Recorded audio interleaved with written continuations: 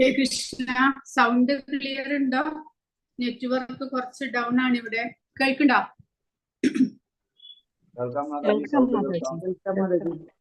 Disturbance ഇല്ലല്ലോ? Ladies disturbance ഉണ്ടെങ്കിൽ ഒന്ന് പറയണം കേട്ടോ. ക്ലിയർ ആണ് മാതാജി. ഒന്ന് കോഹോസ്റ്റ് ആക്കിട്ടോ അപ്പൊ മാതാജി. ഹരേ കൃഷ്ണ. കോഹോസ്റ്റ് ആക്കിട്ടോ മാതാജി. അപ്പൊ എങ്ങാനും കട്ടാവണമെങ്കിൽ പിന്നെ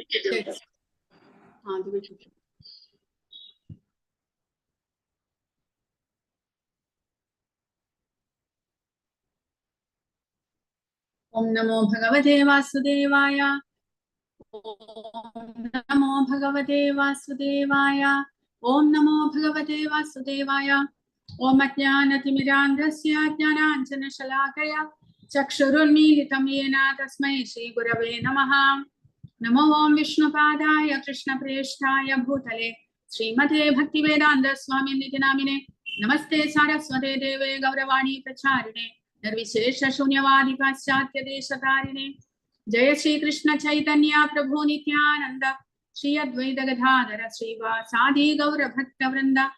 ഹരേ കൃഷ്ണ കൃഷ്ണ കൃഷ്ണ ഹരേ ഹരേ ഹരേ രാമ രാമ രാമ ഹരേ ഹരേ. ജയ ശ്രീ ശ്രീ രാധാ ഗോവിന്ദ ജി. ഹരേ കൃഷ്ണ. ഇപ്പോൾ ഇന്ന് ഭക്തിയോഗം കഴിഞ്ഞു ജ്ഞാനയോഗത്തിലേക്ക് കടക്കുകയാണ്.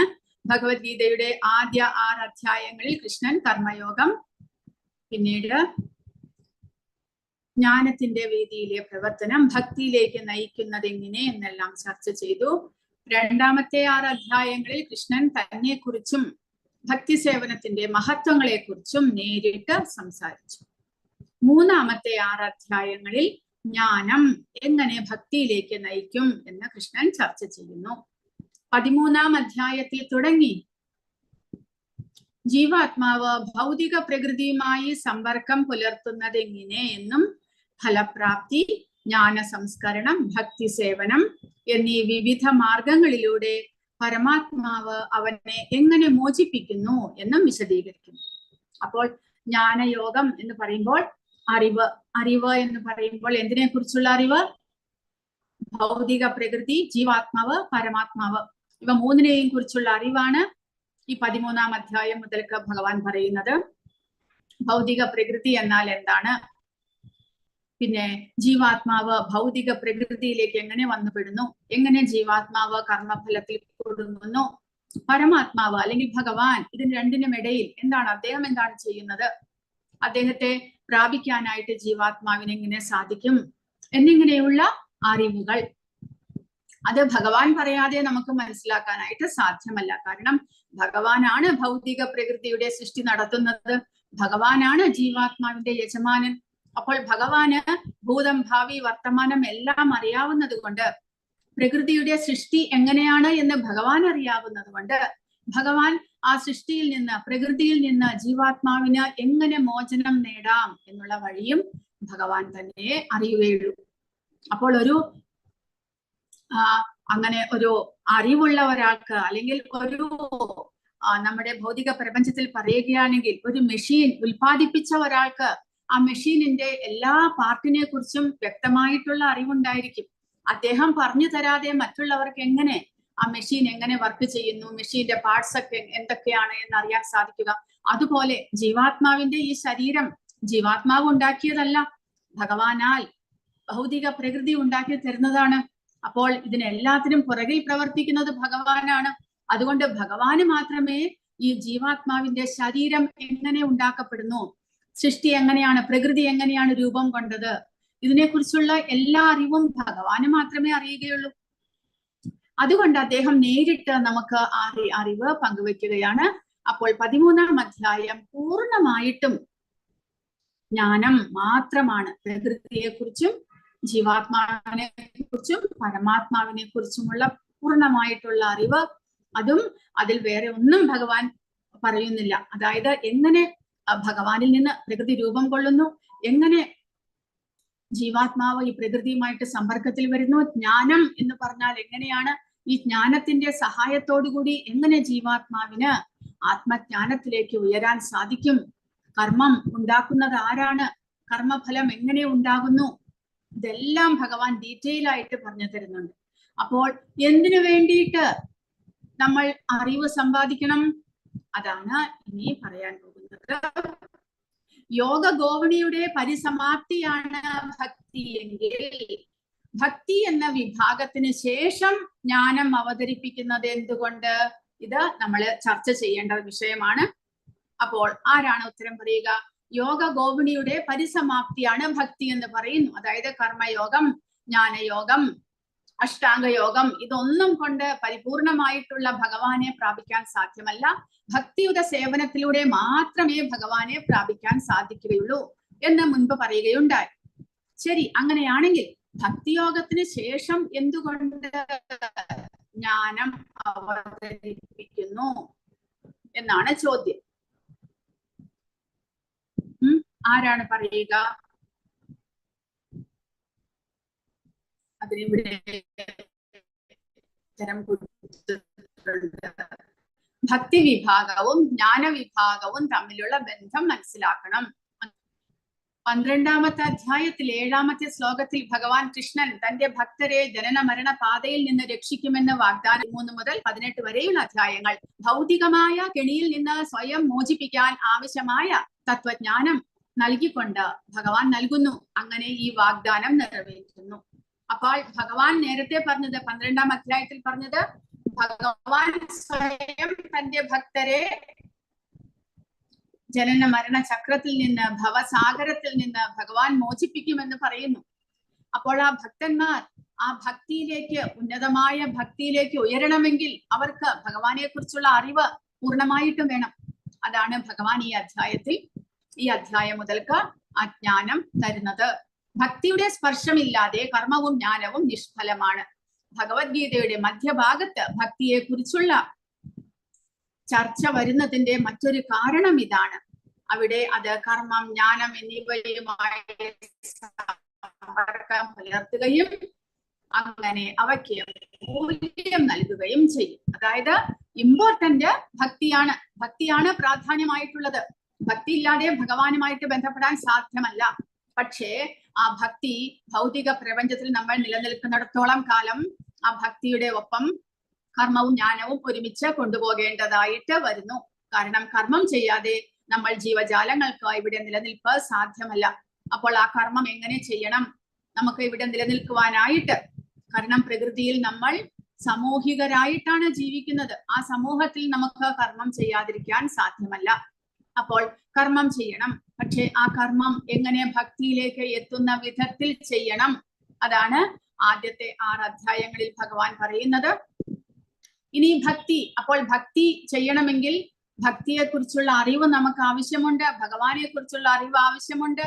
നമ്മൾ ജീവാത്മാക്കളും ഭഗവാനും തമ്മിലുള്ള ബന്ധത്തെ കുറിച്ചുള്ള അറിവ് ആവശ്യമുണ്ട്.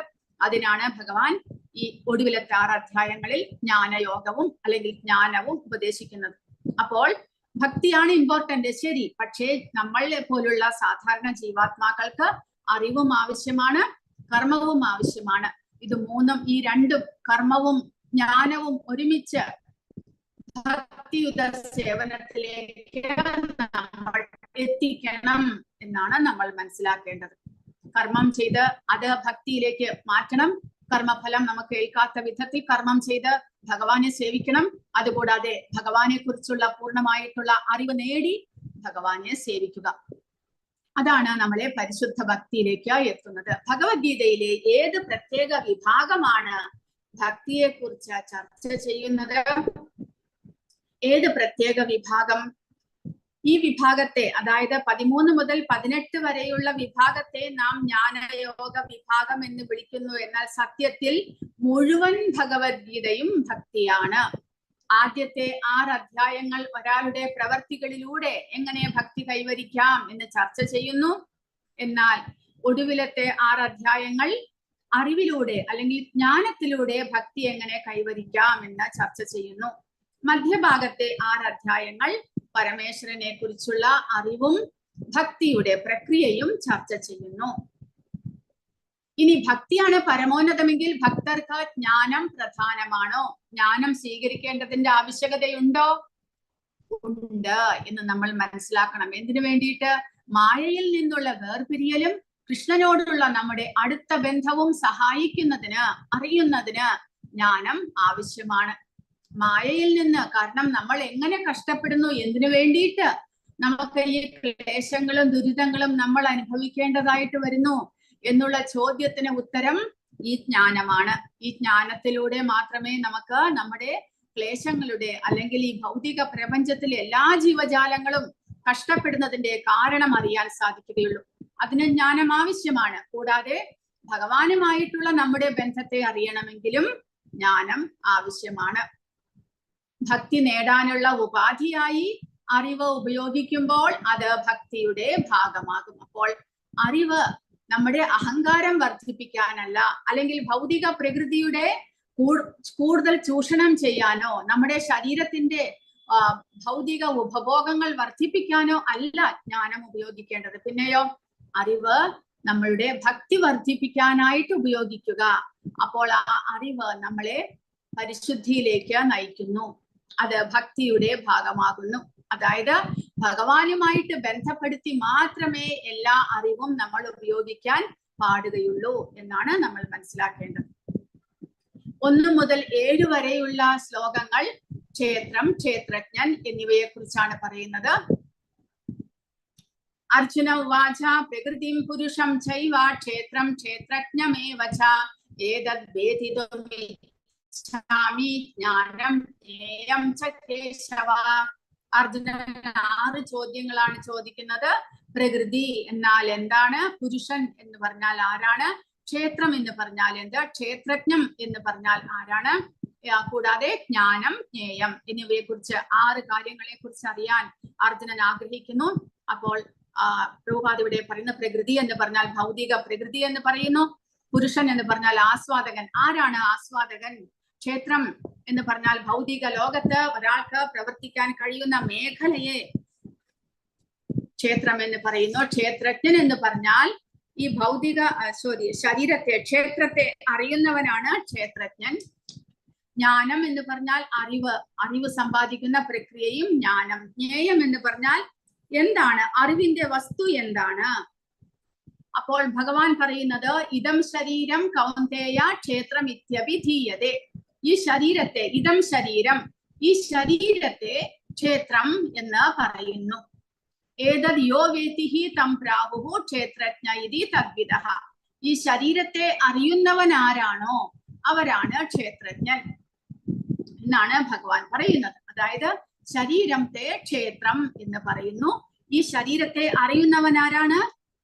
ഓരോ ശരീരത്തിലുമുള്ള ജീവാത്മാവാണ് ആ ശരീരത്തെ അറിയുന്നവൻ. ആ ജീവാത്മാവാണ് ക്ഷേത്രജ്ഞൻ എന്ന് ഭഗവാൻ ഇവിടെ പറയുന്നു. ക്ഷേത്രം എന്ന് പറഞ്ഞാൽ നിബന്ധനകളോട് കൂടിയ ആത്മാവിന്റെ ക്ഷേത്രം അല്ലെങ്കിൽ പ്രവർത്തന മേഖല. അതാണ് ഭൗതിക ശരീരം, ഭൗതിക വസ്തു അല്ലെങ്കിൽ ആത്മാവിന് താമസിക്കാനുള്ള ഒരു സ്ഥലമാണ് ക്ഷേത്രം. അപ്പോൾ അടുത്ത ശ്ലോകത്തിൽ ഭഗവാൻ പറയുന്നുണ്ട് ക്ഷേത്രജ്ഞം ചാപി മാം വിധി. ഭഗവാനും ക്ഷേത്രജ്ഞനാണ്, ഈ ശരീരത്തെ അറിയുന്നവനാണ്. അപ്പൊ നമുക്ക് ക്ഷേത്രം വേറൊരു അർത്ഥത്തിൽ കൂടി എടുക്കാം. ഭഗവാൻ അല്ലെങ്കിൽ പരമാത്മാവ് താമസിക്കുന്ന ഈ സ്ഥലം, ഈ ശരീരം ക്ഷേത്രമാണ്. നമ്മളുടെ ഓരോരുത്തരുടെയും ശരീരം പരമാത്മാവിന്റെ ക്ഷേത്രമായിട്ട് നമ്മൾ മനസ്സിലാക്കണം. അതായത് ഭഗവാന്റെ വിഗ്രഹത്തെ സ്ഥാപിക്കുന്ന സ്ഥലത്തെ നമ്മൾ ക്ഷേത്രം എന്ന് വിളിക്കുന്നു. അവിടെ പോയി നമ്മൾ ഭഗവാനെ വന്ദിക്കുന്നു. അതുപോലെ ഓരോ ശരീരത്തിലും പരമാത്മാവ് വസിക്കുന്നുണ്ട്. അപ്പോൾ നമ്മുടെ ഭാരതത്തിന്റെ സംസ്കാരം എന്താണ്? നമ്മൾ മറ്റൊരാളെ കാണുമ്പോൾ കൈകൂപ്പുന്നു.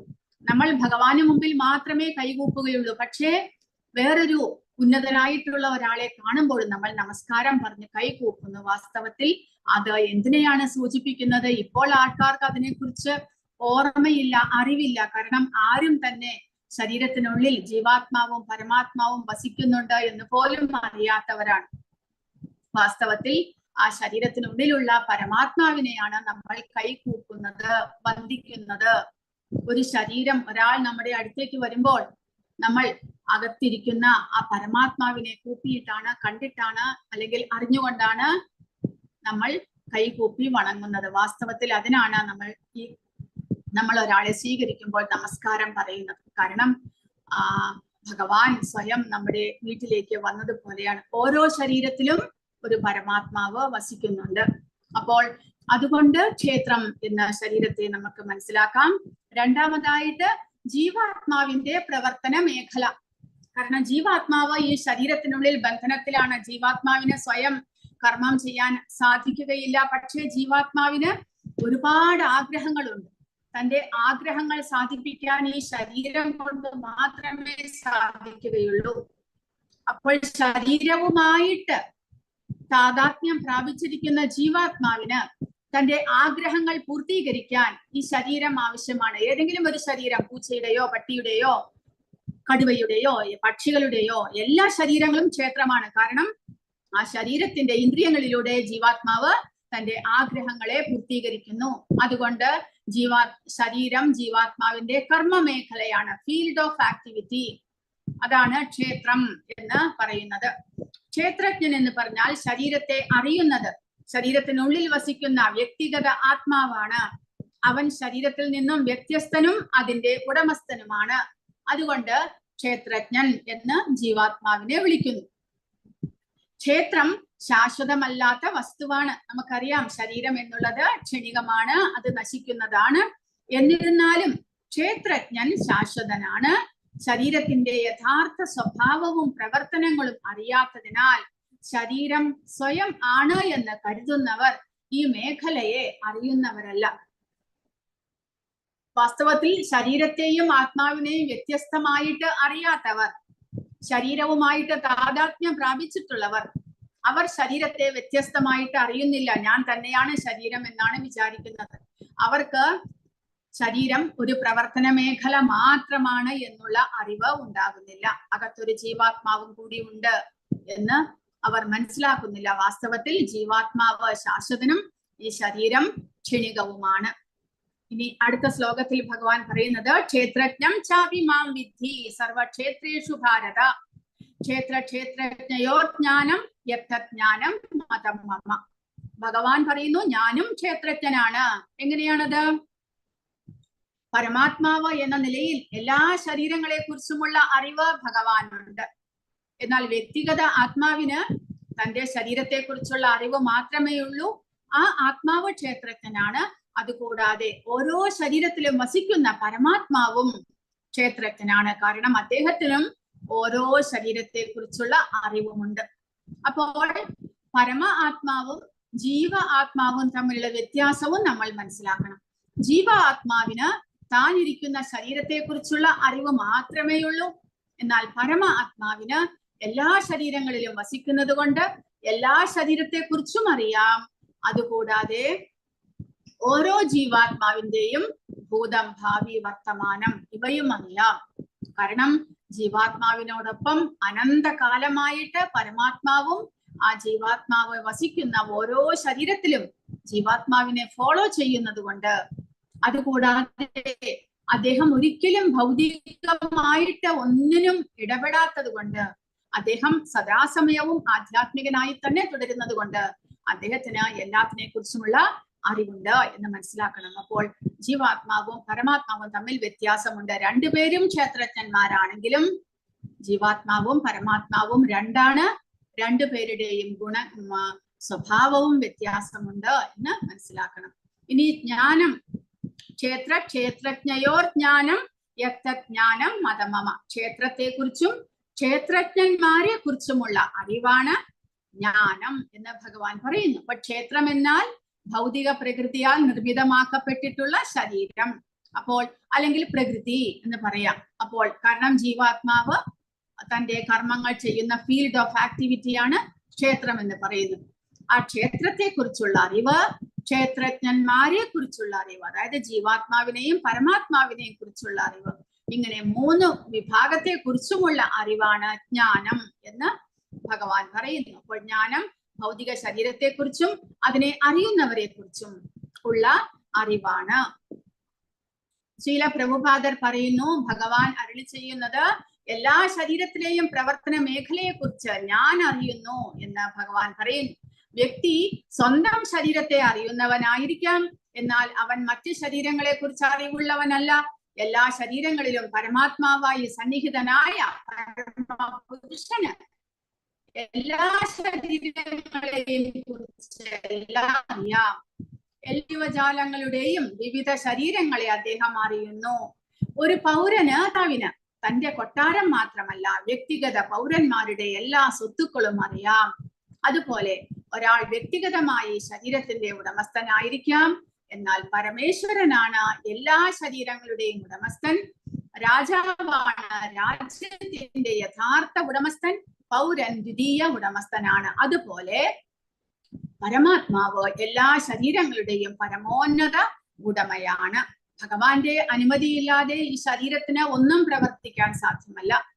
അപ്പോൾ അത് ഈ അധ്യായത്തിൽ പറയുന്നുണ്ട്. ജീവാത്മാവ് ഇച്ഛിക്കുന്നു, പരമാത്മാവ് ആ ജീവാത്മാവിന്റെ ആഗ്രഹത്തിന് സാങ്ഷൻ കൊടുത്താൽ മാത്രമേ, അനുമതി കൊടുത്താൽ മാത്രമേ ഗുണങ്ങൾ ഈ ശരീരത്തെ കൊണ്ട് ആ ജീവാത്മാവിന്റെ ആഗ്രഹത്തെ പൂർത്തീകരിക്കുകയുള്ളൂ.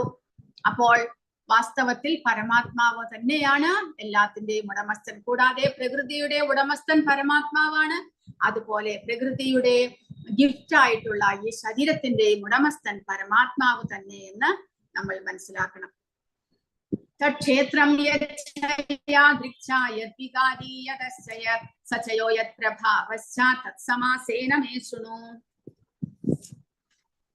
ഈ കർമ്മക്ഷേത്രം, അതിന്റെ ഘടന, അതിന് നേരിടുന്ന മാറ്റങ്ങൾ, അതിന്റെ ഉത്ഭവകാലം, കർമ്മക്ഷേത്രങ്ങളുടെ ജ്ഞാതാവിന്റെ സ്വാധീനത, ഇവയെ കുറിച്ചെല്ലാം ഞാൻ സംക്ഷിപ്തമായി പറഞ്ഞു തരാം എന്ന് ഭഗവാൻ പറയുന്നു. അതായത് ക്ഷേത്രം, അതിന്റെ ഘടന, ക്ഷേത്രം എങ്ങനെ ഉണ്ടാക്കിയിരിക്കുന്നു, ശരീരം എങ്ങനെയാണ് രൂപപ്പെടുന്നത്, ശരീരം നശിക്കുന്ന ഒരു വസ്തുവാണ് എന്ന് പറഞ്ഞു, പ്രകൃതിയുടെ ഒരു ഗിഫ്റ്റ് ആണ് എന്ന് പറഞ്ഞു. ശരി, അപ്പോൾ അതിന്റെ ഘടകങ്ങൾ എന്തൊക്കെ അത് പറയുന്നു, അതിന് എങ്ങനെ മാറ്റങ്ങൾ ഉണ്ടാകുന്നു, അതിന്റെ ഉത്ഭവകാലം എന്താണ്, കർമ്മക്ഷേത്രങ്ങളുടെ ജ്ഞാതാവ്, അതായത് ഈ ക്ഷേത്രത്തെ അറിയുന്ന ക്ഷേത്രജ്ഞൻ ആരൊക്കെയാണ്, ക്ഷേത്രജ്ഞൻ അവരുടെ കുറിച്ചുള്ള അറിവ്, ജ്ഞാതാവിന് സ്വാധീനത, പരമാത്മാവിന്റെയും ജീവാത്മാവിനും എന്തെല്ലാം മേഖലയിൽ സ്വാധീനതയുണ്ട്, ഇവയെ കുറിച്ചെല്ലാം ഭഗവാൻ ഇനി ഡീറ്റെയിൽ ആയിട്ട് പറയുകയാണ്. അപ്പോൾ എവിടെ നിന്നാണ് ഭഗവാൻ പറയുന്നത്? ഭഗവാൻ പൂർണ്ണജ്ഞനാണ്, എല്ലാ ജ്ഞാനവും അറിവുണ്ട്. എങ്കിലും ഇതിനെക്കുറിച്ച് നമ്മൾ ഒരു കാര്യം, ആധ്യാത്മികമായിട്ടുള്ള ഒരു കാര്യം ചർച്ച ചെയ്യുമ്പോൾ നമ്മൾ പ്രാമാണികത്വം പറയണം.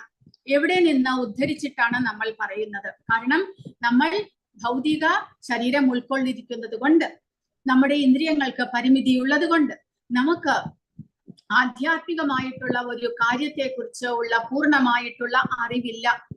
നമുക്ക് അത് കണ്ടുപിടിക്കാനുള്ള ശക്തിയുമില്ല. കാരണം നമ്മുടെ ഇന്ദ്രിയങ്ങൾ പരിമിതങ്ങളാണ്, അത്രമാത്രം ബുദ്ധിശക്തി നമുക്കില്ല. അപ്പോൾ നമ്മൾ എന്ത് ചെയ്യുന്നു? ആചാര്യന്മാർ എന്താണ് ചെയ്യുന്നത്? പ്രഭുപാദ എന്താണ് ചെയ്യുന്നത്? ഒരു കാര്യത്തെ കുറിച്ച് അദ്ദേഹം പറയുമ്പോൾ അതിന് പ്രാമാണികത്വം ഉദ്ധരിക്കുന്നു. അതായത് മുൻപിലത്തെ ആചാര്യന്മാർ പറഞ്ഞിട്ടുള്ള, അദ്ദേഹം ഇങ്ങനെ പറഞ്ഞിട്ടുണ്ട്, ഉപനിഷത്തിൽ ഇങ്ങനെ പറഞ്ഞിരിക്കുന്നു, മുണ്ടകോപനിഷത്തിൽ ഇതിനെ കുറിച്ച് ഇങ്ങനെ പറഞ്ഞിരിക്കുന്നു, വ്യാസ മഹർഷി ഇങ്ങനെ പറഞ്ഞിരിക്കുന്നു, ഭാഗവതത്തിൽ ശുകദേവ ഗോസ്വാമി ഇങ്ങനെ പറഞ്ഞിരിക്കുന്നു. അങ്ങനെ പ്രഭുപാദ പ്രാമാണികത്വം ഉദ്ധരിക്കുന്നു. കാരണം താൻ പറഞ്ഞത് ശരിയാണ് എന്ന് സ്ഥാപിക്കാൻ, തന്റേതായിട്ടുള്ള വാക്കുകളല്ല, പിന്നെയോ മുൻകാലത്തെ ആചാര്യന്മാർ ഇങ്ങനെ പറഞ്ഞിട്ടുണ്ട് എന്ന് സ്ഥാപിക്കുന്നു. അപ്പോൾ ഒരു കാര്യത്തെ കുറിച്ച് നമ്മൾ ഉദ്ധരിക്കണമെങ്കിൽ നമ്മുടേതായിട്ടുള്ള എന്ത് കണ്ടുപിടുത്തമല്ല നമ്മൾ പറയേണ്ടത്, പിന്നെയോ ആചാര്യന്മാർ അവർ എന്ത് പറഞ്ഞിരിക്കുന്നു അതിനെ ഉദ്ധരിച്ച് നമ്മൾ ഒരു കാര്യത്തെ കുറിച്ച് തർക്കിക്കണം, അല്ലെങ്കിൽ അതിനെ നമ്മൾ സ്ഥാപിച്ചെടുക്കണം. അതുപോലെ ഭഗവാൻ ഇവിടെ പൂർണ്ണജ്ഞനാണെങ്കിൽ കൂടെ അദ്ദേഹം ഇവിടെ പറയുന്നു ജീവാത്മാവിന്റെ അല്ലെങ്കിൽ ക്ഷേത്രത്തിന്റെ ഘടന, അല്ലെങ്കിൽ ജീവാത്മാവിനെ കുറിച്ച് ഏതെല്ലാം മുൻകാലങ്ങളിലെ ശാസ്ത്രങ്ങളിൽ ഇങ്ങനെയെല്ലാം പറഞ്ഞിട്ടുണ്ട് എന്ന് അദ്ദേഹം ഇവിടെ ഉദ്ധരിക്കുകയാണ്. ഋഷിഭിർ ബഹുദാ ഗീതം ഛന്ദോഭിർ വിവിധൈഹി പൃഥക് ബ്രഹ്മസൂത്ര പദൈശ്ചൈവ ഹേതുമദ്ഭിർ വിനിശ്ചിതൈഹി. അപ്പോൾ ഭഗവാൻ അതെല്ലാം ഉദ്ധരിക്കേണ്ട ആവശ്യമില്ല, കാരണം അദ്ദേഹത്തിൽ നിന്നാണ് ജ്ഞാനം വന്നിരിക്കുന്നത്. എങ്കിൽ കൂടെ മറ്റുള്ളവർക്ക് മാതൃകയാകുവാൻ അദ്ദേഹം മുനിമാരെ ഉദ്ധരിച്ച് ഇതിനെക്കുറിച്ചുള്ള പ്രാമാണികത്വം പറയുകയാണ്. ഭഗവാൻ പറയുന്നത് പ്രവർത്തന മേഖലയെയും അതായത് ക്ഷേത്രത്തെയും അതിന്റെ ജ്ഞാതാവിനെയും കുറിച്ചുള്ള ജ്ഞാനം വിവിധ വൈദിക കൃതികളിലൂടെ ഋഷീശ്വരന്മാർ നൽകിയിട്ടുണ്ട്. അവർ ആത്മജ്ഞാനം സിദ്ധിച്ചവർ ഇതിനെക്കുറിച്ച് മനസ്സിലാക്കി അവർ എഴുതി വെച്ചിട്ടുണ്ട്. മുൻകാലങ്ങളിലെ ഋഷിമാർ ഏതിനെക്കുറിച്ച് ശരീരം എന്നാൽ എന്താണ്, എന്തൊക്കെയാണ് അതിന്റെ ഘടന, ജീവാത്മാവ് എങ്ങനെ ശരീരത്തിനുള്ളിൽ അകപ്പെടുന്നു, കർമ്മം എന്നാൽ എന്താണ്, ഇതിനെക്കുറിച്ചെല്ലാം അവർ എഴുതി വെച്ചിട്ടുണ്ട്. അപ്പോൾ ഭഗവാൻ പറയുന്നത് വിശേഷിച്ച വേദാന്ത സൂത്രത്തിൽ കാര്യകാരണ സഹിതം ഇത് സമർത്ഥിക്കപ്പെട്ടിരിക്കുന്നു എന്ന് ഭഗവാൻ പറയുന്നു. അപ്പോൾ അങ്ങനെ ഋഷിമാർ ഇതിനെക്കുറിച്ചെല്ലാം പഠിച്ച് എഴുതി വെച്ചിട്ടുണ്ട്. എങ്കിലും ഞാൻ അതിനെക്കുറിച്ച് വിവരിച്ചു തരാം എന്ന് ഭഗവാൻ പറയുന്നു. അപ്പോൾ അതിന്റെ പ്രാധാന്യം, ഇങ്ങനെ ഭഗവാൻ പറയുന്നതിന്റെ പ്രാധാന്യം പ്രഭുപാദ പറയുന്നത്, ജ്ഞാനം വിശദീകരിക്കുന്നതിൽ പരമാധികാരിയായ പരമപുരുഷനായി കൃഷ്ണൻ തന്റെ സ്വന്തം സ്ഥാനം സ്ഥാപിച്ചിട്ടുണ്ടെങ്കിലും അദ്ദേഹം ഇത് എന്റെ അഭിപ്രായമാണ് എന്ന് അദ്ദേഹം പറയുന്നുണ്ടെങ്കിലും അദ്ദേഹം മറ്റ് 2 അധികാരികളിൽ നിന്ന് തെളിവ് നൽകുന്നു. അതായത് ജ്ഞാനികൾ, പിന്നെ വേദഗ്രന്ഥങ്ങൾ. അങ്ങനെ ഭഗവാൻ തെളിവ് നൽകുകയാണ് എന്നാണ് ഇവിടെ പറയുന്നത്. ഗുരു ശാസ്ത്ര എന്നാണ് പറയുന്നത്. ഗുരുവിൽ നിന്നും ശാസ്ത്രത്തിൽ നിന്നും നമ്മൾ എടുത്ത് തെളിവ് നൽകണം. നമ്മൾ ആരെക്കുറിച്ച് എന്തെങ്കിലും പറയുകയാണെങ്കിലും ഗുരു, ശാസ്ത്രം, ഗുരു, സാധു, ശാസ്ത്രം, ഇത് 3ഉം ഇപ്പോൾ നിങ്ങൾ ഓപ്പൺ ബുക്ക് എക്സാമിനേഷൻ അല്ലെങ്കിൽ ക്ലോസ്ഡ് ബുക്ക് എക്സാമിനേഷൻ നൽകുന്നുണ്ടെങ്കിലും അതിൽ പറയുന്നുണ്ട്, പ്രഭുപാദരുടെ ശ്ലോകങ്ങളും വ്യാഖ്യാനങ്ങളും എല്ലാം ഉദ്ധരിച്ച് നിങ്ങൾ എഴുതുക. നിങ്ങളുടെ സ്വന്തം വാക്യത്തിൽ നിങ്ങൾ എഴുതണം, പക്ഷെ അതിൽ പ്രഭുപാദരുടെ വ്യാഖ്യാനത്തിൽ നിന്നും എടുത്ത് എഴുതണം എന്ന് പറയുന്നു. കാരണം നമുക്ക് ഇതെല്ലാം കണ്ടുപിടിക്കാനുള്ള കഴിവില്ലാത്തത് കൊണ്ട് നമ്മൾ ആധികാരികമായിട്ട് പറയാൻ വേണ്ടിയിട്ട് ഗുരുവിന്റെ വാക്കുകളെ, പിന്നെ ശാസ്ത്രത്തിന്റെ വാക്കുകളെ, അതുകൂടാതെ മറ്റുള്ള ആചാര്യന്മാരുടെ വാക്കുകളെ ഉദ്ധരിച്ചു വേണം നമ്മൾ ആധ്യാത്മികമായിട്ടുള്ള എന്ത് കാര്യത്തെക്കുറിച്ചും ചർച്ച ചെയ്യാൻ. അതുകൊണ്ട് ഭഗവാൻ ഇത് പറയുകയാണ്. ഗുരുവിന്റെ വേഷത്തിൽ കൃഷ്ണൻ അങ്ങനെ സാധുവിന്റെയും ശാസ്ത്രത്തിന്റെയും അനുബന്ധ പരാമർശം അവതരിപ്പിക്കുകയാണ്. അങ്ങനെ ശാസ്ത്രങ്ങളിലെല്ലാം ഇതിനെ കുറിച്ച് പറഞ്ഞിട്ടുണ്ട്. അത് തന്നെയാണ് ഭഗവാൻ റിപ്പീറ്റ് ചെയ്യുന്നത് എന്നാണ് ഭഗവാൻ പറയുന്നത്. മഹാഭൂതാന്യഹങ്കാരോ ബുദ്ധിരവ്യക്തമേവ ച ഇന്ദ്രിയാണി ദശൈകം ച പഞ്ചചേന്ദ്രിയ ഗോചരാഃ ഇച്ഛാദ്വേഷ സുഖം ദുഃഖം സംഘാതശ്ചേതനാ ധൃതിഃ ഏതക്ഷേത്രം സമാസേന സവികാരമുദാഹൃതം. അപ്പോൾ ക്ഷേത്രം എന്നാൽ എന്താണ്, ക്ഷേത്രത്തിന്റെ ഘടന എന്താണ് എന്നാണ് ഭഗവാൻ ഇവിടെ പറയുന്നത്.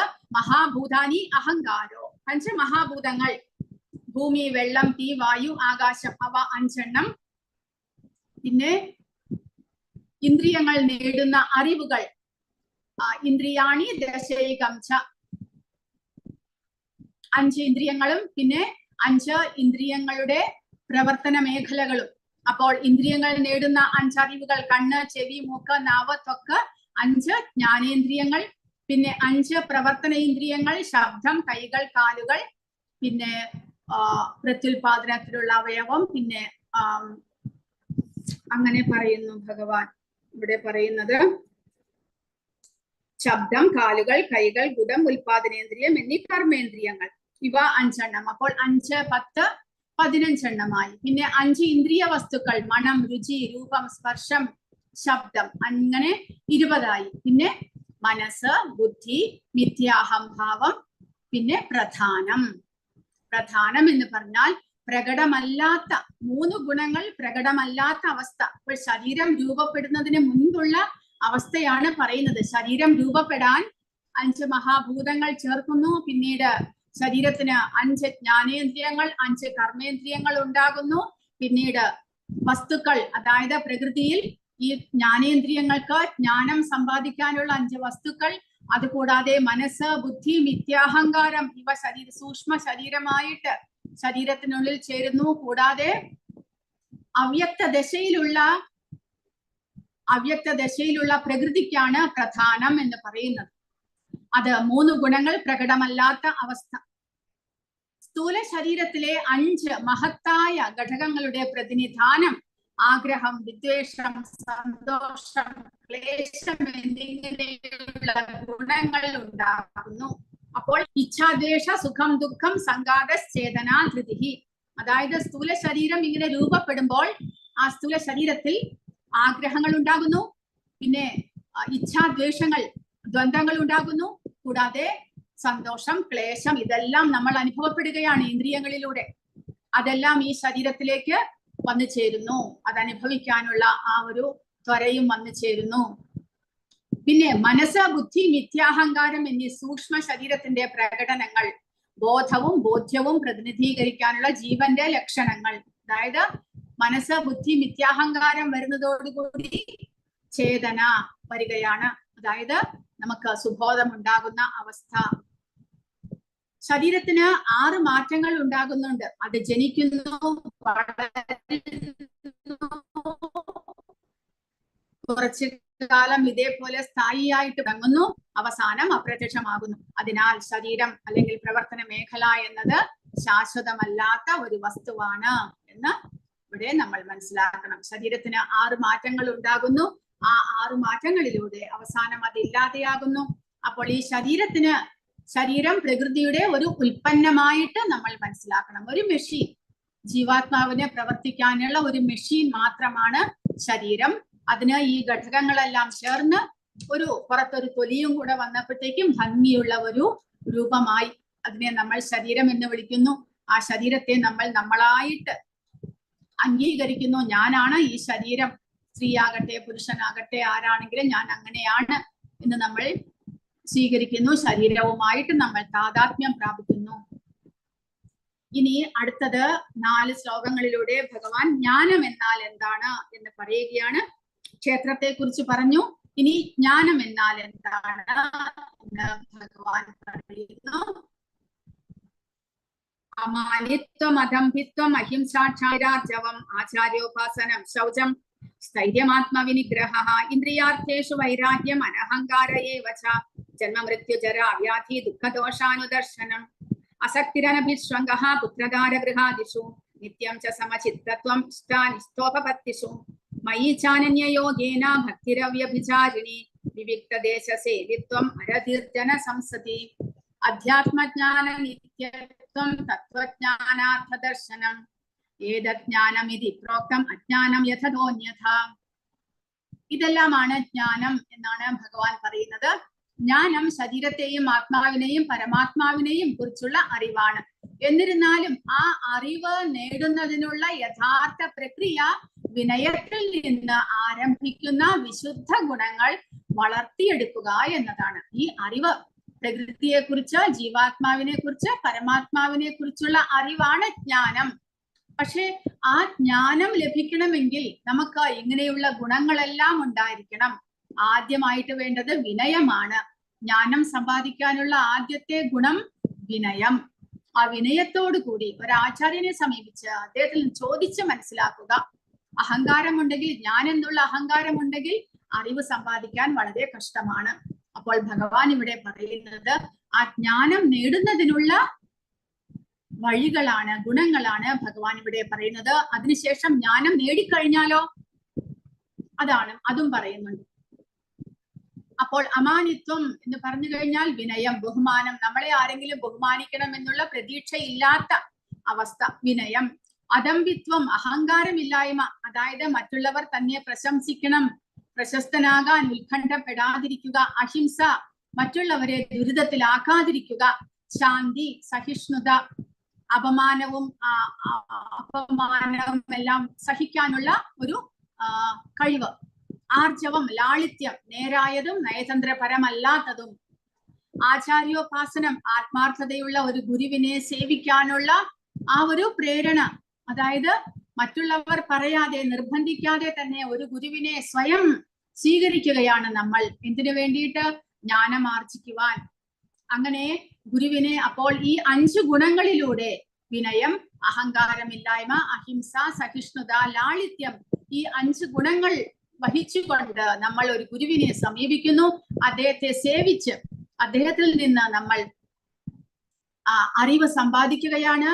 അപ്പോൾ അദ്ദേഹത്തിന്റെ ഉപദേശത്തിലൂടെ നമ്മൾ ശുചിത്വം ചെയ്യാൻ, അതായത് ആന്തരികവും ബാഹ്യവുമായിട്ടുള്ള ശുചിത്വം നിരന്തരം പ്രഭുപാദ പറയുന്നുണ്ട്. രാവിലെ എണീറ്റ് നമ്മുടെ ശരീരം ശുദ്ധിയാക്കുവാൻ നമ്മൾ കുളിക്കണം. പക്ഷേ അന്തരംഗം ശുദ്ധിയാക്കുവാൻ നമ്മൾ നാമജപം ചെയ്യണം എന്ന് പ്രഭുപാദ പറഞ്ഞു തന്നിരിക്കുന്നു. അതുകൊണ്ട് നമ്മൾ അത് നിർവഹിക്കുന്നു. അപ്പോൾ ഗുരുവിന്റെ സേവനത്തിലൂടെ, ഗുരുവിന്റെ നിർദ്ദേശങ്ങളിലൂടെ നമ്മൾ സ്വീകരിക്കുന്നതാണ് അടുത്ത അറിവുകളെല്ലാം. എന്ത്? ശൗചം. ആദ്യം ശൗചം സ്വീകരിക്കുന്നു, നമ്മൾ ശുചിയായിട്ടിരിക്കാൻ നമ്മൾ പഠിക്കുന്നു ഗുരുവിന്റെ അനുഗ്രഹത്തിലൂടെ. അതിനുശേഷം സ്ഥിരത, സ്ഥൈര്യം, ആത്മീയ ജീവിതത്തിൽ പുരോഗതി കൈവരിക്കാൻ നമ്മൾ നിശ്ചയിക്കുകയാണ്. ഗുരുവിന്റെ നിർദ്ദേശം സ്വീകരിച്ച് അതേ സാധനാ പ്രക്രിയകളെല്ലാം ചെയ്ത് ആത്മീയ ജീവിതത്തിലൂടെ മുന്നേറാൻ നമ്മൾ ശ്രമിക്കുന്നു. അങ്ങനെ ആത്മനിയന്ത്രണം വരുത്താൻ നമ്മൾ ശ്രമിക്കുന്നു. പ്രതികൂലമായ കാര്യങ്ങൾ നിരസിക്കുന്നു, അനുകൂലമായവ നമ്മൾ സ്വീകരിക്കുന്നു. ആത്മനിയന്ത്രണം, ആത്മവിനിഗ്രഹ. അതിനുശേഷം ഇന്ദ്രിയാർത്ഥേഷു വൈരാഗ്യം.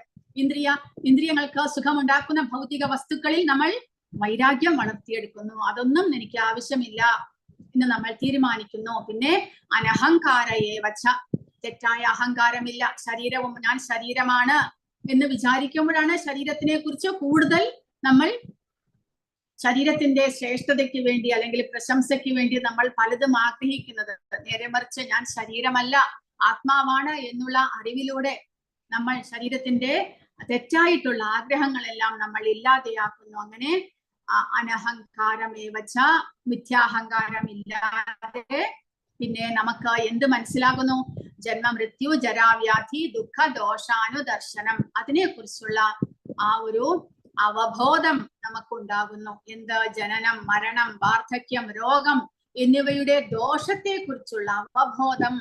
അതായത് എന്തുകൊണ്ട് നമ്മൾ ജനിക്കുന്നു, മരിക്കുന്നു, നമുക്ക് ആധി വ്യാധി മുതലായവ വരുന്നു, ഇതിനെ കുറിച്ചുള്ള അറിവ് നമ്മിൽ ഉണ്ടാകുന്നു. എങ്ങനെ ഉണ്ടാകുന്നു? ഗുരുവിനെ സേവിച്ച് ഗുരുവിന്റെ നിർദ്ദേശങ്ങൾ അനുസരിച്ച് പ്രവർത്തിക്കുമ്പോൾ ഇതിനെ കുറിച്ചെല്ലാം ഉള്ള അറിവ് നമുക്കുണ്ടാകുന്നു. പിന്നെയോ അപ്പോൾ അതോടുകൂടി പുത്രധാര ഗൃഹാദിഷു നിസംഗത്വം നമുക്കുണ്ടാകുന്നു. എന്തിനെ കുറിച്ച്? ഭൗതിക പ്രകൃതിയുമായിട്ടുള്ള എല്ലാ സമ്പർക്കത്തിലും നിസംഗത്വം. നിസംഗത്വം എന്ന് പറഞ്ഞാൽ അതിയായിട്ടുള്ള അറ്റാച്ച്മെന്റ് ഇല്ല, ആസക്തി ഇല്ല. പിന്നെയോ ഇതെല്ലാം ഈ ജന്മത്തിൽ എനിക്ക് എന്റെ ശരീരത്തോടനുബന്ധിച്ച് ലഭിച്ചിരിക്കുന്നതാണ്. എന്തെല്ലാം? പുത്ര ധാര ഗൃഹാദിഷു, പുത്രന്മാർ, ഭാര്യ, ഗൃഹം, ഇവയെല്ലാം തന്നെ ക്ഷണികമായിട്ടുള്ള ബന്ധങ്ങളാണ്. അവയെല്ലാം ഈ ജന്മത്തിൽ ഈ ശരീരത്തിന് ലഭിച്ചിട്ടുള്ള ബന്ധങ്ങളാണ്. കഴിഞ്ഞ ജന്മത്തിൽ നമ്മൾ മറ്റാരോ ആയിരുന്നു, അടുത്ത ജന്മത്തിൽ നമ്മൾ വേറെ ആരെല്ലാമോ ആയിരിക്കും. അങ്ങനെയുള്ള അറിവ് നമുക്കുണ്ടാകുന്നു. അങ്ങനെ നിസംഗത്വം ഉണ്ടാകുന്നു എന്ന് പറഞ്ഞാൽ അറ്റാച്ച്മെന്റ് ഇല്ല. പിന്നെയോ നിത്യം ച സമചിത്തത്വം ഇഷ്ടാനിഷ്ടോപപത്തിഷു, സുഖകരവും അരോചകവുമായ സംഭവങ്ങൾക്കിടയിലുള്ള സമചിത്തത. ശരീരത്തിന് സുഖമുണ്ടാക്കുന്നതും അല്ലെങ്കിൽ ശരീരത്തിന് ക്ഷീണമുണ്ടാക്കുന്നതും വിഷമം ഉണ്ടാക്കുന്നതുമായിട്ടുള്ള എന്ത് കാര്യങ്ങളെ കുറിച്ചാണെങ്കിലും നമുക്കതിൽ സമചിത്തതയുണ്ടാകുന്നു. കാരണം എല്ലാത്തിനെയും വിവേകപൂർവം ചിന്തിച്ച് മനസ്സിലാക്കാനുള്ള കഴിവ് നമ്മിലുണ്ടാകുന്നു. മയീ ചാനന്യയോഗേന ഭക്തിരവ്യഭിചാരിണി, ആ അവസ്ഥയിൽ ഭഗവാനോടുള്ള അചഞ്ചലമായിട്ടുള്ള ഭക്തി ആ ഭക്തനിൽ ഉണ്ടാകുന്നു. വ്യതിചലിക്കാത്ത ശ്രദ്ധയോടെ ഭഗവാനോട് നിരന്തരവും അചഞ്ചലവുമായ ഭക്തി വളർത്തിയെടുക്കാൻ സാധിക്കുന്നു. അങ്ങനെ സാധനാ ഭക്തികൾ ചെയ്ത് അറിവ് സമ്പാദിക്കാൻ സാധിക്കുന്നതിലൂടെ ഭഗവാനോടുള്ള അചഞ്ചലമായ ഭക്തി നമ്മിൽ വളർന്നു വരുന്നു. ആ സമയത്ത് നമുക്ക് ഈ സമൂഹം, നമ്മുടെ ബന്ധുമിത്രാദികൾ, ഭൗതികമായിട്ടുള്ള എല്ലാ പ്രവർത്തനങ്ങളും നമുക്ക് അസഹ്യമായിട്ട് തോന്നും. കാരണം ഇതെല്ലാം ചവറാണ്. കാരണം അങ്ങനെ ഭഗവാൻ ഇവിടെ പറയുന്നത് വിവിക്ത ദേശസേവിത്വം, ഒറ്റപ്പെട്ട ജീവിതം നമ്മൾ ആഗ്രഹിക്കുന്നു. ഭക്തരുമായിട്ടുള്ള കൂട്ടായ്മ ആഗ്രഹിക്കുന്നു. സമൂഹത്തിൽ നിന്ന് മാറി, സമൂഹം എന്ന് പറയുമ്പോൾ ഭൗതികതയിൽ മുഴുകിയിരിക്കുന്ന സമൂഹത്തിൽ നിന്ന് മാറി നമ്മൾ ഭക്തന്മാരുടെ ഒരു കൂട്ടുകെട്ട് നമ്മൾ ആഗ്രഹിക്കുന്നു. അരതിർ ജനസംസതി, പൊതുജനങ്ങളിൽ നിന്ന് അകൽച്ച. കാരണം പൊതുജനങ്ങൾ ഗോസിപ്പ് ചെയ്യാൻ ആഗ്രഹിക്കുന്നവരാണ്, നമ്മൾ അത് കേൾക്കാൻ ആഗ്രഹിക്കുന്നില്ല.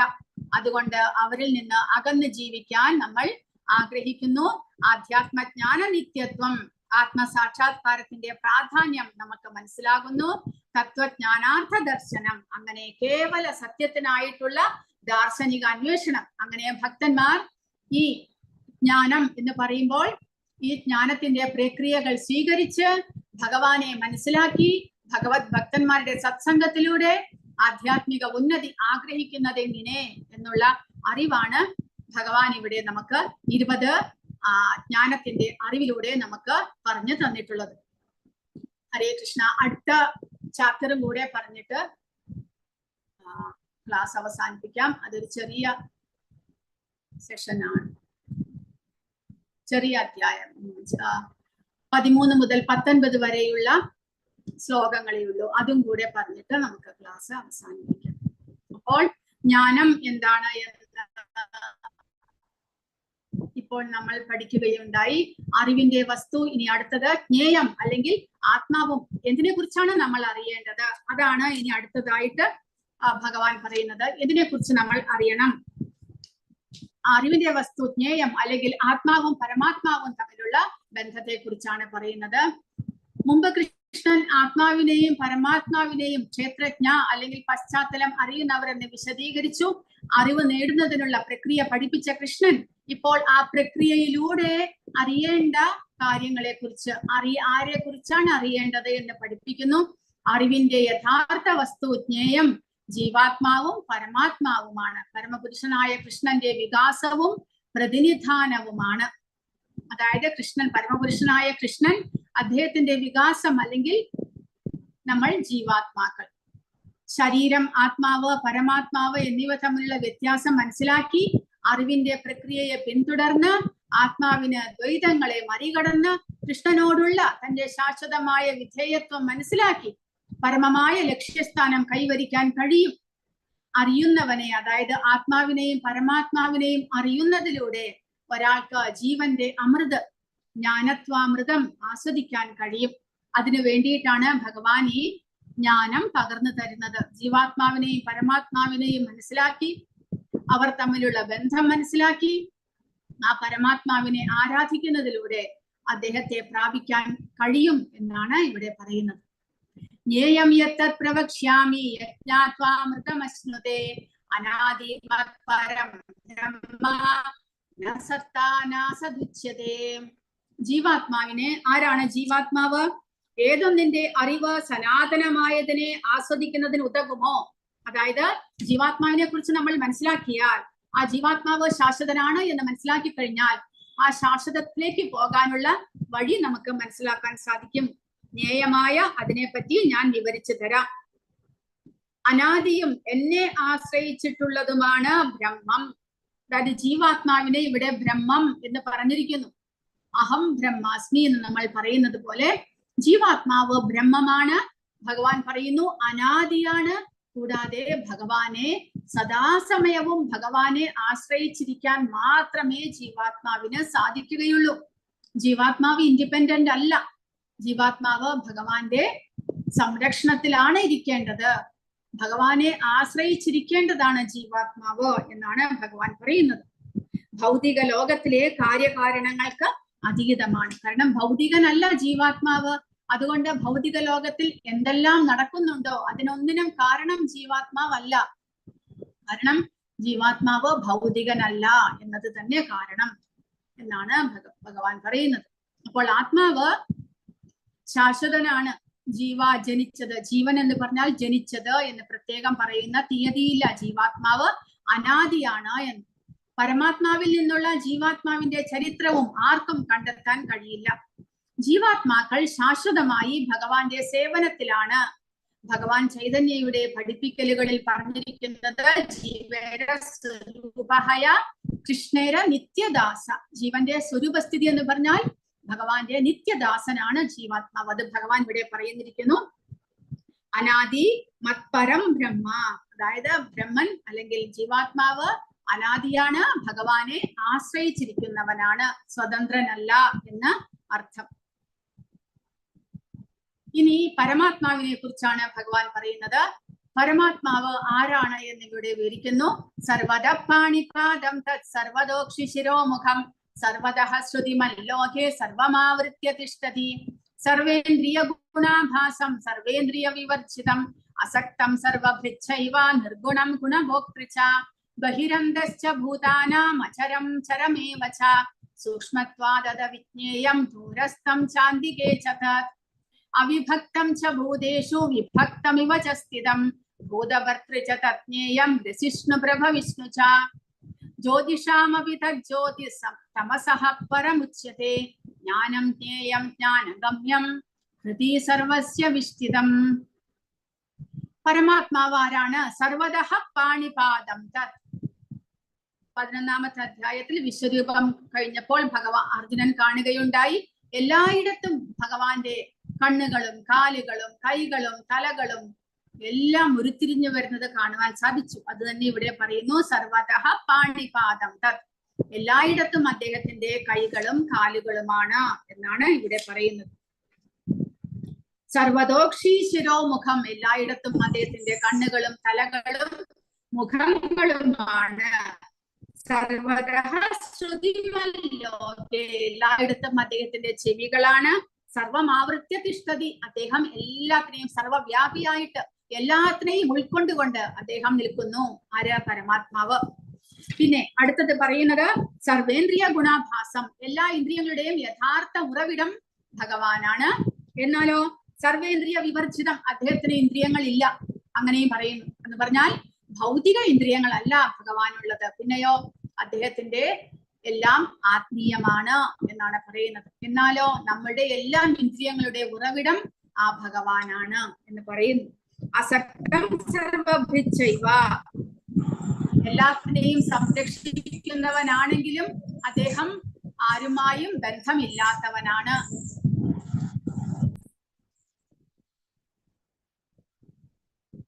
അദ്ദേഹം ഗുണങ്ങളുടെ നിർഗുണം എന്ന് പറഞ്ഞാൽ ഗുണങ്ങളൊന്നും ഇല്ലാത്തവൻ, എല്ലാ ഗുണങ്ങളുടെയും അധിപനാണ് അദ്ദേഹം എന്ന് പറയുന്നു. പിന്നെ നിർഗുണം ഗുണഭോക്തൃച്ച, നിർഗുണനാണ്, അതായത് ഭൗതിക ഗുണങ്ങൾ അദ്ദേഹത്തെ ബാധിക്കുന്നില്ല, എന്നാൽ ഗുണങ്ങളുടെ എല്ലാം അധിപൻ അല്ലെങ്കിൽ അതീതൻ ഭഗവാനാണ് എന്ന് പറയുന്നു. ബഹിരന്തശ്ച ഭൂതാനാം, ചലിക്കുന്നതും അല്ലാത്തതുമായ എല്ലാ ജീവജാലങ്ങളുടെയും പുറത്തും അകത്തും അദ്ദേഹമുണ്ട്. പക്ഷെ അദ്ദേഹം നീങ്ങുന്നു, പക്ഷേ ചലിക്കുന്നില്ല എന്ന് പറഞ്ഞാൽ ബഹിരന്തശ്ച ഭൂതാനാം അചരം ചരമേവച, അദ്ദേഹം എല്ലാ ജീവജാലങ്ങളുടെയും ഉള്ളിൽ പരമാത്മാവായിട്ട് വസിക്കുന്നു. അദ്ദേഹം എല്ലാ ജീവജാലങ്ങളെയും സംരക്ഷിക്കുന്നതും അദ്ദേഹമാണ്. എന്നാലോ ഭഗവാന് സ്വന്തം ആധ്യാത്മിക ധാമമുണ്ട്, അദ്ദേഹം അവിടെ വസിക്കുന്നു. എന്നാൽ ഇവിടെ അദ്ദേഹം ചലിക്കുന്നതായിട്ടോ എന്നാൽ ചലനമില്ലാത്തതായിട്ടോ നമുക്ക് അങ്ങനെ മനസ്സിലാക്കാനായിട്ട് സാധിക്കുമെന്ന് പറയുന്നു. കാരണം ഭഗവാൻ ഒരിടത്തിരിക്കുന്നോ അല്ല, അദ്ദേഹമാണോ മൂവ് ചെയ്യുന്നത്? ഭൗതിക പ്രകൃതിയുടെ സംരക്ഷണം അദ്ദേഹത്തിന്റെ കയ്യിലാണ്, എന്നാൽ അദ്ദേഹം നേരിട്ട് ഒന്നിലും ഇടപെടുന്നില്ല. പിന്നെയോ അദ്ദേഹം തന്റെ സ്വന്തം ധാമത്തിൽ അദ്ദേഹം വസിക്കുന്നു. അപ്പോൾ അദ്ദേഹം അവിടെയുമുണ്ട് ഇവിടെയുമുണ്ട്, എന്നാൽ നമുക്ക് കാണാനും സാധിക്കുന്നില്ല, അവ്യക്തമായ അവസ്ഥയിലാണ് എന്ന്. സൂക്ഷ്മത്വാദ വിജ്ഞേയം, അദ്ദേഹം സൂക്ഷ്മമാണ്, അതിനാൽ ഭൗതിക ഇന്ദ്രിയങ്ങളാൽ അദ്ദേഹത്തെ അറിയാൻ കഴിയുന്നില്ല. ദൂരസ്ഥം ചാന്തികേചത, അദ്ദേഹം വളരെ ദൂരെയാണ്, അദ്ദേഹത്തിന്റെ സ്വന്തം ധാമത്തിൽ ആധ്യാത്മിക ലോകത്തിലാണ്. എന്നാലോ അദ്ദേഹം എല്ലാവർക്കും സമീപസ്ഥനുമാണ്. പരമാത്മാവായിട്ട് ഓരോ ജീവത്തിന്റെയും സമീപം അദ്ദേഹം ഹൃദയത്തിൽ വസിക്കുകയും ചെയ്യുന്നു എന്ന് പറയുന്നു. അവിഭക്തം ച ഭൂതേഷു വിഭക്തം ഇവ ച സ്ഥിതം, എല്ലാ ജീവികൾക്കും ഇടയിൽ വിഭജിച്ചിരിക്കുന്നതായി തോന്നുമെങ്കിലും അദ്ദേഹം ഒരിക്കലും വിഭജിക്കപ്പെട്ടിട്ടില്ല, അദ്ദേഹം ഒന്നായി സ്ഥിതി ചെയ്യുന്നു. അതായത് അനേക കോടി ജീവജാലങ്ങളാണുള്ളത്. ആ ജീവജാലങ്ങളുടെ എല്ലാം ഉള്ളിൽ പരമാത്മാവായിട്ട് ആ ഒരേ ഒരു ഭഗവാൻ എന്ന് പറയുമ്പോൾ ആ ഭഗവാൻ അനേകമായിട്ട് വിഭജിച്ചിരിക്കുകയാണോ? അല്ല എന്നാണ് ഇവിടെ. നമുക്ക് തോന്നും അങ്ങനെ, ഒരേ ഭഗവാൻ അനേകം ഭഗവാന്മാരാകുമ്പോൾ ആ ഒരേ ഒരു ഭഗവാൻ ഇല്ലാതാകുമോ?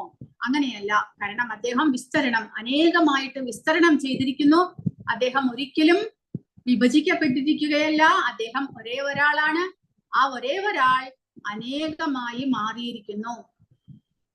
കൂടാതെ ഭൂതഭർതൃ ച തജ്ഞേയം, ഭൂതഭർതൃ എല്ലാ ജീവജാലങ്ങളുടെയും പരിപാലകനും അവയുടെ സംഹാരകനുമാണ്. അദ്ദേഹത്തിന്റെ കാലശക്തി അല്ലെങ്കിൽ സമയ ഊർജത്താൽ അദ്ദേഹം എല്ലാത്തിനെയും സംഹരിക്കുകയും ചെയ്യുന്നു. കൂടാതെ സൃഷ്ടാവും അദ്ദേഹം തന്നെ. അപ്പോൾ എല്ലാ ജീവജാലങ്ങളുടെയും സൃഷ്ടി, സ്ഥിതി, സംഹാരം ഭഗവാൻ തന്നെ നിർവഹിക്കുന്നു. ഗ്രസിഷ്ണു പ്രഭവിഷ്ണു ച, എല്ലാ പ്രകാശ വസ്തുക്കളിലും പ്രകാശത്തിന്റെ ഉറവിടം അദ്ദേഹമാണ് എന്ന് പറയുന്നു. ജ്യോതിഷാമപി തജ്ജ്യോതിഹി, എല്ലാ അദ്ദേഹമാണ് സർവ ജ്യോതിഷങ്ങളുടെയും സ്രോതസ്. അപ്പോൾ എല്ലാ പ്രകാശ വസ്തുക്കളുടെയും ഉറവിടം, സൂര്യന്റെയും ചന്ദ്രന്റെയും എല്ലാം പ്രകാശത്തിന്റെ ഉറവിടം ഭഗവാനാണ് എന്ന് പറയുന്നു. കൂടാതെ തമസഹ പരമുച്ചതേ, അങ്ങനെയാകുമ്പോൾ അദ്ദേഹം ഭൗതിക പ്രകൃതിയിലല്ല നിലകൊള്ളുന്നത്. ഭൗതിക പ്രകൃതിയാകുന്ന തമസിനും പരമാണ് അദ്ദേഹം. അതിൽ നിന്നും അകന്ന് ആധ്യാത്മിക ലോകത്തിൽ, സനാതനമായ ലോകത്തിലാണ് അദ്ദേഹം വസിക്കുന്നത്. അദ്ദേഹത്തിന്റെ ലോകം ഈ ഭൗതിക പ്രകൃതിയല്ല എന്ന് പറയുന്നു. പദാർത്ഥനിഷ്ഠമായ അന്ധകാരത്തിന് അതീതനാണ്. ജ്ഞാനം ജ്ഞേയം ജ്ഞാനഗമ്യം, അദ്ദേഹമാണ് അറിവ്, അദ്ദേഹമാണ് അറിവിന്റെ ലക്ഷ്യം. അദ്ദേഹം സാക്ഷാത് അറിവ് അറിയുന്നത് അദ്ദേഹമാണ്. ജ്ഞാനം എന്ന് പറഞ്ഞാൽ പൂർണ്ണമായ അറിവ് ഭഗവാനാണ്. ജ്ഞേയം എന്ന് പറഞ്ഞാൽ അറിയേണ്ടുന്നത് ഭഗവാനെയാണ്.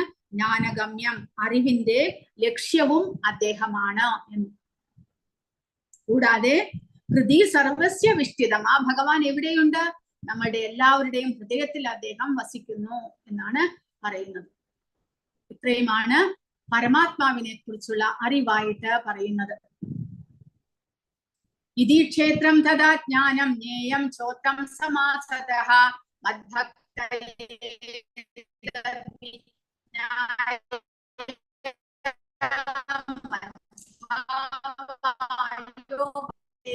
ഇതി ക്ഷേത്രം തഥാ ജ്ഞാനം, ക്ഷേത്രത്തെ കുറിച്ചുള്ള അറിവ്, ജ്ഞാനം എന്താണ് എന്നുള്ള കുറിച്ചെല്ലാം ഉക്തം ഭഗവാൻ പറഞ്ഞു കഴിഞ്ഞു. സമാസതഃ, സംക്ഷിപ്തമായിട്ട് ഭഗവാൻ വിവരിച്ചു കഴിഞ്ഞിരിക്കുന്നു എന്നാണ് ഭഗവാൻ പറയുന്നത്. മദ്ഭക്ത ഏതത് വിജ്ഞായ, എന്റെ ഭക്തന്മാർക്ക് മാത്രം ഈ വിഷയങ്ങൾ മനസ്സിലാക്കി. മദ്ഭാവായോപപദ്യതേ, ഭഗവാനെ പ്രാപിക്കാൻ കഴിയും. ഭഗവാന്റെ ഭക്തന്മാർക്ക് മാത്രമേ ഇത് മനസ്സിലാക്കാൻ സാധിക്കുകയുള്ളൂ എന്നാണ് ഭഗവാൻ പറയുന്നത്. കാരണം എന്താണ്? പരിപൂർണമായ ജ്ഞാനം ഗ്രാഹ്യമാകുന്നത് വിശുദ്ധ ഭഗവത് ഭക്തന്മാർക്ക് മാത്രമാണ്. കാരണം മറ്റുള്ളവർക്ക് അതിന് വേണ്ടുന്ന കഴിവില്ല എന്ന് പറയുന്നു. ജ്ഞാനവും ജ്ഞാന സമ്പാദനവും കൃഷ്ണാവബോധത്തിലൂടെ ആത്മസാക്ഷാത്കാര പ്രക്രിയകളാണ്. ഭൗതിക ബോധമാണ് സാമാന്യേന നമ്മെ നയിക്കുന്നത്. എങ്കിലും കൃഷ്ണന്റെ പ്രവർത്തനങ്ങളിൽ പ്രജ്ഞയെ കേന്ദ്രീകരിക്കുകയും സർവവും കൃഷ്ണൻ തന്നെയാണ് എന്ന ബോധം ഉണരുകയും ചെയ്യുമ്പോഴേ നമുക്ക് യഥാർത്ഥ ജ്ഞാനം സിദ്ധിക്കുകയുള്ളൂ. ഭഗവത് സേവനത്തെ കുറിച്ചുള്ള തികഞ്ഞ അറിവിന്റെ പ്രഥമഘട്ടം മാത്രമാണ് ജ്ഞാനം എന്ന് പ്രഭുപാദ പറഞ്ഞിരിക്കുന്നു. അതായത് ഭഗവാനെ സേവിക്കാൻ വേണ്ടിയിട്ട് നമ്മുടെ ഉള്ളിൽ ഭഗവാനെ കുറിച്ചുള്ള ആ ഒരു ആദരവ്, ബഹുമാനം വരാൻ വേണ്ടിയിട്ട് ഈ ജ്ഞാനം നമ്മളെ സഹായിക്കുന്നു. പക്ഷെ ഈ ജ്ഞാനം അറിവിന്റെ ഒരു ആരംഭം മാത്രമാണ്. ആരാണ് ഭഗവാൻ, ആരാണ് ജീവാത്മാവ്, എന്താണ് പ്രകൃതി എന്നുള്ള അറിവിന്റെ അല്ലെങ്കിൽ ജ്ഞാനത്തിന്റെ പ്രാരംഭഘട്ടം മാത്രം. ഡീപ്പായിട്ട് പോയിട്ടില്ല ഭഗവാൻ. ഡീപ്പായിട്ട് പോകണമെങ്കിൽ നമ്മൾ ഇനിയും കൂടുതൽ ഭാഗവതം കൂടാതെ ചൈതന്യ ചരിതാമൃതം വായിക്കണം. ചൈതന്യ ചരിതാമൃതമാണ് പോസ്റ്റ് ഗ്രാജുവേഷൻ സ്റ്റഡി എന്ന് പറയുന്നു. ഭഗവത്ഗീത അടിത്തറ മാത്രമേ, ഫൗണ്ടേഷൻ മാത്രമേ ആകുന്നുള്ളൂ. പ്രാരംഭമായിട്ടുള്ള അറിവ് മാത്രമേ ഭഗവത്ഗീതയിൽ ഭഗവാൻ തന്നിട്ടുള്ളൂ. ഭാഗവതത്തിൽ കുറച്ചുകൂടെ ഡിഗ്രി സ്റ്റാൻഡേർഡിലുള്ള അറിവുണ്ട്. പക്ഷേ ഫർദർ ഏറ്റവും ടോപ്പ് മോസ്റ്റ് ആയിട്ടുള്ള അറിവുള്ളത് ചൈതന്യ ചരിതാമൃതത്തിൽ. ചൈതന്യ മഹാപ്രഭു രൂപ ഗോസ്വാമിക്കും സനാതന ഗോസ്വാമിക്കും രാമാനന്ദ റായുമായിട്ട് ചർച്ച ചെയ്യുമ്പോൾ പറഞ്ഞതെല്ലാമാണ് പൂർണ്ണമായിട്ടുള്ള അറിവായിട്ട് നമ്മൾ മനസ്സിലാക്കേണ്ടത്. ഇത് പ്രാരംഭികമായിട്ടുള്ള അറിവ് മാത്രമാണ്. ഇതെന്തിനു വേണ്ടിയിട്ട്? ഭഗവത് സേവനത്തിലേക്ക് നമുക്ക് ആകർഷണം വരുവാൻ.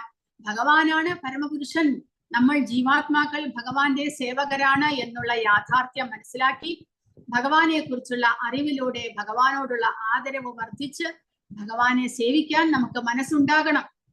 അതിനു വേണ്ടിയിട്ടാണ് ഈ അറിവ് നമ്മളെ സഹായിക്കുന്നത്. ശീല പ്രഭുപാദർ ഭാവാർത്ഥത്തിൽ എഴുതുന്നു, ഭഗവാന്റെ വിശുദ്ധ ഭക്തർക്ക് മാത്രമേ ഈ 3 കാര്യങ്ങൾ വ്യക്തമായി മനസ്സിലാക്കാൻ കഴിയൂ. അതിനാൽ ഈ ഭക്തർക്ക് ഭഗവത്ഗീത പൂർണ്ണമായും ഉപയോഗപ്രദമാണ്. അവർക്കാണ് പരമമായ ലക്ഷ്യം, പരമഭഗവാന്റെ സ്വഭാവം, കൃഷ്ണനെ കൈവരിക്കാൻ കഴിയുക. മറ്റൊരു വിധത്തിൽ പറഞ്ഞാൽ മറ്റുള്ളവർക്കല്ല, ഭക്തർക്ക് മാത്രമേ ഭഗവത്ഗീത മനസ്സിലാക്കാനും ആഗ്രഹിച്ച ഫലം നേടാനും സാധിക്കുകയുള്ളൂ എന്നാണ് പറയുന്നത്. 6ഉം 7ഉം ശ്ലോകങ്ങൾ ഭൗതിക ഘടകങ്ങളെയും ചില പ്രകടമായ ജീവലക്ഷണങ്ങളെയും വിശകലനം ചെയ്യുന്നവയാണ്. ഇവ കൂടിച്ചേരുമ്പോൾ ശരീരം അഥവാ കർമ്മക്ഷേത്രം ഉണ്ടാകുന്നു. 6ാമത്തെയും 7ാമത്തെയും ശ്ലോകം കൂടിച്ചേർന്ന് നമ്മൾ വായിച്ചാൽ ശരീരം എന്നുള്ള കർമ്മക്ഷേത്രത്തിന്റെ ഫുള്ള് സ്ട്രക്ചർ ആകുന്നു. അതായത് ശരീരത്തിന്റെ ഘടകങ്ങളും ശരീരം ഉണ്ടായിക്കഴിഞ്ഞാൽ ഉണ്ടാകുന്ന രാഗദ്വേഷങ്ങൾ മുതലായവയെല്ലാം ചേർന്ന് ശരീരത്തിന്റെ ഫുൾ സ്ട്രക്ചർ ആകുന്നു.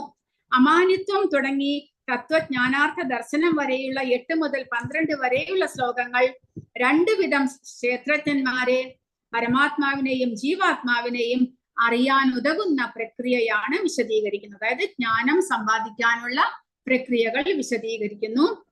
അനാദിമത്പരം എന്ന് തുടങ്ങി ഹൃദി സർവസ്യ വിഷ്ടിതം വരെയുള്ള 13 മുതൽ 18 വരെയുള്ള ശ്ലോകങ്ങൾ പരമാത്മാവിനെയും ജീവാത്മാവിനെയും കുറിച്ച് പ്രസ്താവിക്കുന്നു. അങ്ങനെ കർമ്മക്ഷേത്രം, അതായത് ശരീരം, അതറിയുന്നതിനുള്ള പ്രക്രിയ, ജീവാത്മ പരമാത്മാക്കൾ എന്നീ വിഷയങ്ങളെ കുറിച്ച് ഭഗവാൻ പ്രതിപാദിച്ചു കഴിഞ്ഞു. അപ്പോൾ ആ കാര്യങ്ങളെല്ലാം അറിഞ്ഞു കഴിഞ്ഞു. ഇനി പറയാനുള്ളത് ഭൗതിക പ്രകൃതി. പ്രകൃതി പുരുഷൻ. പ്രകൃതിയെ അതായത് പ്രകൃതിയെ ഉപയോഗിച്ച് ജീവിക്കുന്ന, ആസ്വദിക്കാൻ ആഗ്രഹിക്കുന്ന പുരുഷൻ. പുരുഷൻ എന്ന് പറഞ്ഞാൽ ആസ്വാദകൻ എന്നർത്ഥം. അപ്പോൾ ഇവിടെ ജീവാത്മാവിനെ പുരുഷൻ എന്ന് പറയുന്നു. കാരണം ജീവാത്മാവ് ഭൗതിക പ്രകൃതിയെ ചൂഷണം ചെയ്ത് സ്വയം ആസ്വദിക്കാൻ ആഗ്രഹിക്കുന്ന വ്യക്തിയാണ്. അതുകൊണ്ട് ജീവാത്മാവിനെ ഇവിടെ പുരുഷൻ എന്ന് പറഞ്ഞിരിക്കുന്നു. യഥാർത്ഥത്തിൽ ഒരേ ഒരു പുരുഷൻ മാത്രമേ ഉള്ളൂ, ഭഗവാൻ. ഭഗവാനാണ് എല്ലാത്തിന്റെയും ആസ്വാദകൻ. ഭോക്താരം യജ്ഞ തപസാം എന്ന് ഭഗവാൻ പറഞ്ഞിരിക്കുന്നു. എല്ലാത്തിന്റെയും ആസ്വാദകൻ ഭഗവാൻ മാത്രമാണ്.